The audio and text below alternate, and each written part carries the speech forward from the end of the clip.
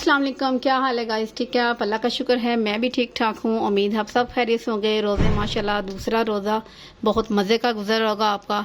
आज दूसरे रोज़े के इफ्तारी के हवाले से आपके लिए बहुत मज़ेदार से पकौड़ों की रेसिपी लेकर आ चुके हैं। ये देखिए, ये मेरे पास हैं। ये मैंने बड़े साइज़ के 2 आलू लिए थे, इस तरीके से कट किए हैं। और एक प्यारी सी मैंने बड़ी साइज़ की गाजर ली, इसे भी इस तरीके से कट किया है। और एक नन्हा मुन्ना सा प्याज लिया है, इसे वॉश करके रख लिया है। और एक कटोरी मैंने ली है पालक की, इसे भी वॉश की है। 2 से 3 छोटी छोटी सी सब्ज़ मिर्चें मैंने ब्रीक ब्रीक मैंने इसे कट करके रख ली है। एक कटोरी मेरे पास बेसन की है।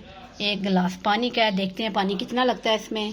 ये देखें गाइस, ये 1 चम्मच भर के खाने वाला कॉर्नफ्लोर का है, ठीक है। और ये 1 चम्मच ही नमक है और 1.5 चम्मच मैंने लिया है दड़ा मिर्च का।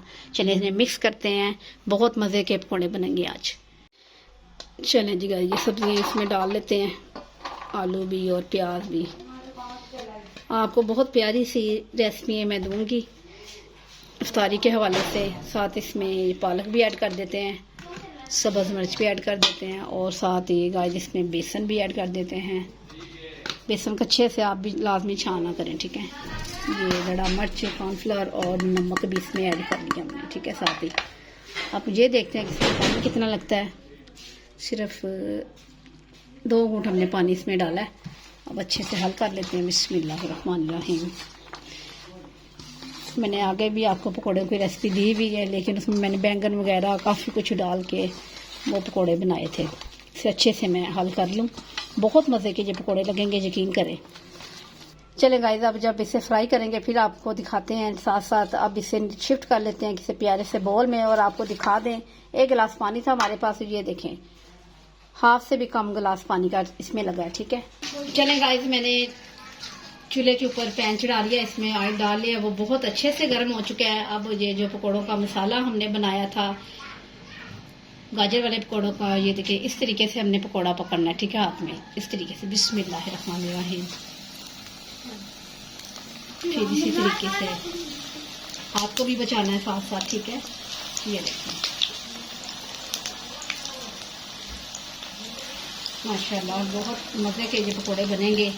आपको उम्मीद है ये रेसिपी बहुत पसंद आएगी, आप बनाएंगे। गाजर का फ्लेवर इसमें अपना ही अलग से, यकीन करें इसमें मज़े का लगेगा।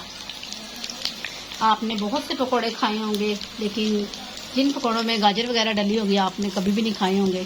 चलिए, ये हमारा ये जो पराठा हमने डाला है इसमें ये अच्छे से हो जाए। अभी बिल्कुल चम्मच लगाने की कोशिश नहीं करनी कि 7 चम्मच लगा दें, 7 चम्मच वगैरह लगा दें, इस तरीके से ख़राब हो जाते हैं, ठीक है। फ्लेम को थोड़ा सा बढ़ा देते हैं, इस तरीके से करना है। अच्छा, इस तरीके से ये जो होता है कि पकौड़ा एक दूसरे के साथ चिपकता नहीं है, ठीक है, अलग अलग रहता है और अच्छा फ्राई हो जाता है। माशाल्लाह पिंक सा कलर इसमें आ चुका है।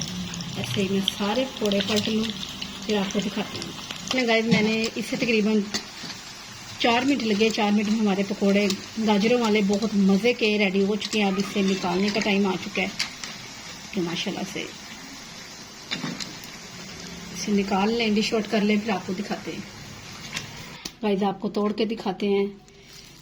माशाल्लाह ये देखें बहुत क्रिस्पी और ज़बरदस्त सा, ये देखें बहुत मज़े का पकौड़े बने हैं, बहुत मज़े के पकौड़े बने हैं। मुझे उम्मीद है आपको ये मेरी रेसिपी बहुत पसंद आएगी। मेरी वीडियो को एंड तक देखा करें, मेरे चैनल को सब्सक्राइब किया करें।